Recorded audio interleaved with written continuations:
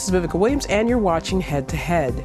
Today, we're talking about progress in treating AIDS in Ukraine, as well as early diagnosis of HIV. In our studio, we have Yuliia Kvasnevska. She's the coordinator of the prevention and testing programs of the AIDS Healthcare Foundation in Ukraine. Yuliia, thank you so much for joining us. Thank you for inviting me. So tell me, what's the situation right now with AIDS in Ukraine? Unfortunately, in Ukraine, we have a worse situation in Eastern Europe, among Eastern Europe countries, and also among Western Europe also. So a worse situation, unfortunately, has only a Russia Federation as for today. By estimated number of HIV-positive persons, it's 230,000 of HIV-positive persons living in Ukraine right now. But we have on ART treatment only a small part of this number. So there are about 240,000 people in Ukraine who are registered as having HIV or AIDS, but only a small number are receiving treatment? 230, it's estimated number of HIV-positive person. And we have now on treatment 92,000 of that's number of HIV-positive people. It's a small number. Absolutely. Because, as you know, UNAIDS have a strategic goal for all world. It's 90-90-90. So Ukraine not actually achieved this goal, not this year, and I hope it could be possible to achieve it in nearest 5 or 6 years. And so what's the goal exactly? 90% of estimated number of HIV positive know about the HIV status. 90% of them reside antiretroviral therapy, and 90% of them have undetectable viral load. And at the case right now, where's Ukraine stand? Unfortunately, we have a half of all of these indicators for Ukraine. And so what's being done now? You talked about testing, and what's the testing situation in Ukraine? How can someone get tested, and who do you recommend get tested? Now, actually, our countries strongly support HIV testing and large, expensive of these services. And now we start to use a rapid test very wild.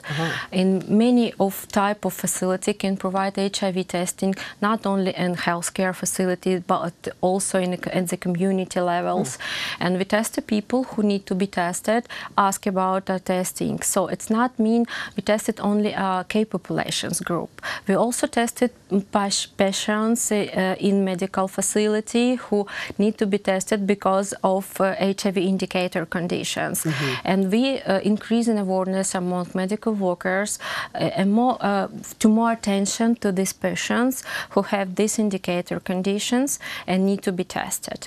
So, for example, what are some of these indicator conditions? As for example, tuberculosis or STI or hepatitis B or C. These are often connected with some type of lifestyle that could lead to greater risk. Absolutely. So one of the biggest things then is awareness and leading people to get tested.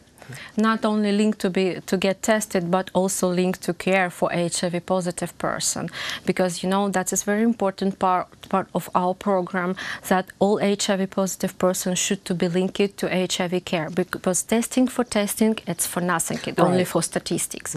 We need to get a treatment for those people who diagnosed as HIV positive. And also psychological treatment and care as well is a big part of this. Mental health, actually, it's one of the biggest issues as for today for HIV positive person, because a big part of that person actually have also a mental illness as depression or dependence of alcohol or drug. Okay. And let me talk a bit about the situation with IDPs, people who've been displaced from the East or from Crimea who may be positive. How are they being able to follow up with their care or treatment? Any person can receive HIV testing for free, even if you're not a citizen of Ukraine. If you are some stranger from other country, you can get HIV testing for free. And also all medications in Ukraine not depend that you are a citizen of Ukraine or you're not. If you are HIV positive and physically live in Ukraine, you can receive testing and treatment for free. Oh, wonderful. So then this doesn't limit for people who've been displaced. It doesn't matter where they are, they can continue their care. And then we look at the case with medication. So what's the status on medications? Is there enough? I'm happy, I'm glad to say that is enough for now for that number of HIV positive who are under medical care right now. And I hope the state budget will be decreased for procure more IRTs for people who will be diagnosed as HIV positive in the future. So at this time, the state budget is able to handle the amount of medication needed. But as you're saying, there should be more people who are being treated. Yeah. And the financing does seem to be there to be able to provide treatment and care. Absolutely correct. We also have, some external aid in Ukraine. That's PEPFAR project, and I would like to thank to all those people who connect with this PEPFAR project. It's very helpful for increase a number of people who are on treatment, and also a global fund who also put the money in Ukrainian economy for increase the services for HIV. And what are some takeaways? What are your hopes or your thoughts about what's going to be in the near future for Ukraine and for how AIDS is treated and the number of cases? We hope that till the end of 2020 we will have 100,000 people on IRT. And it will be a great achievement for Ukraine, and I hope my organization, IHS Healthcare Foundation, put any possible efforts to increase the number of people who get tested and who receive IRT in Ukraine.